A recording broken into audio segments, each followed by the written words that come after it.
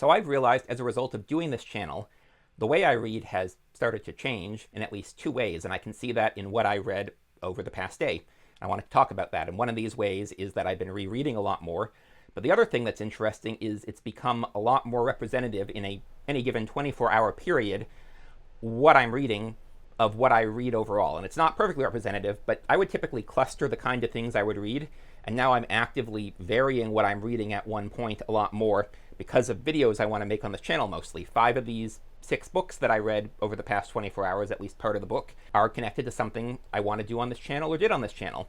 And the first of these is connected to something I did on this channel, the fairy tales video, which I mentioned these are modern fairy tales that I find really useful, the best of this whole series, and I'm like, I should reread this and reread the other books in the series too, but especially this one. And I first read it about a year and a half ago, and I think I should be rereading this one every year, and I've been reading it a few stories at a time and really thinking about them because they are really interesting in their observations, and I may make videos about this in the future, but I don't have a specific plan to. And then this next one, I do have a specific plan for a video I want to make, and this is Spain in Our Hearts, which was by the guy who wrote King Leopold's Ghost, if you've heard of that one.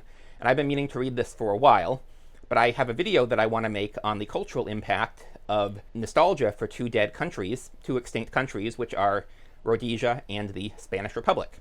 And so this book is about the involvement of Americans in the Spanish Civil War, and I've been meaning to read it, and I'm like, I should read this. And I started reading it, and it was emotionally difficult when I did, and then I put it on hold for several years, and I'm picking it up again, and this time I'm like, this is really interesting, and I might actually finish this one today.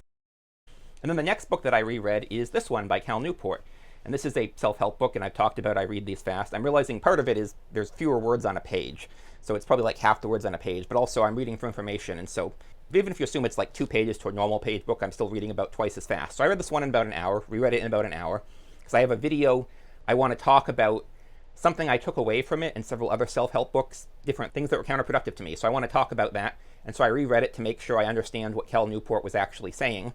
So I don't attribute, this is what he was saying, but I do know what I took away from it at the time. And then this next one, so this is a book that my 2 longtime closest friends and my mother are both big fans of. I read it 4th or 6th grade, and I didn't really get the series, and rereading it I'm realizing part of it, certainly with my friends, they have a lot in common with the protagonist Meg, and I have some things in common with Meg and some things with her brother Charles Wallace, and my mother probably also identified more with Meg, but I'm appreciating it more as an adult. And I reread it, and I'm going to reread the whole series, and I'm probably going to make videos on this subject, either on the series or how it relates to other series. And then this next one I've mentioned that I had not read. I had read 2 of Christopher Lasch's books before, Haven in a Heartless World and Revolt of the Elites, and I hadn't gotten this one because it's still in print, and I'm like, I should actually read this one. I mentioned in another video that I read part of it, and then I sort of put it on hold. I had about 100 pages left, and I finished that one late last night, actually, or early this morning, technically. And I'm definitely going to have things to say about this one. Lasch connects to a lot of the things that I'm interested in, and he is really interesting for a lot of reasons for me.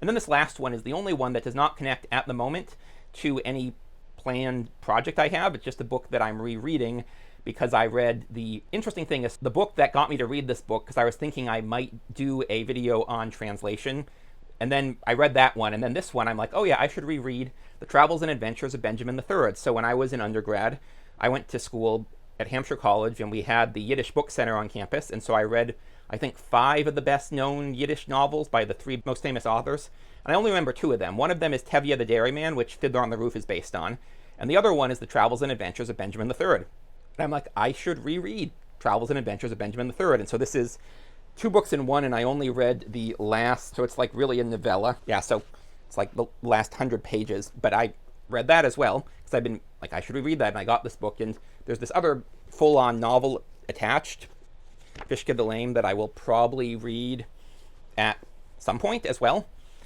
but I wanted to reread Benjamin III because I remember Benjamin III. That was the only one that wasn't specifically about anything on this channel.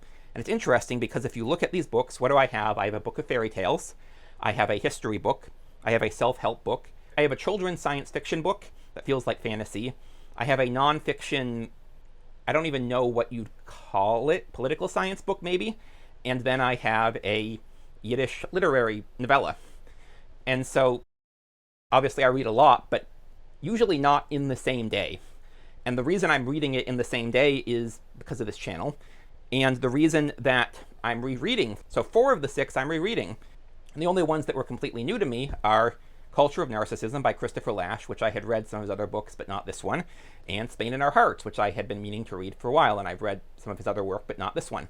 So anyways, I just found it interesting that, as a result of making this channel, I'm rereading books more, and I am also, in a given day, I'm reading more widely.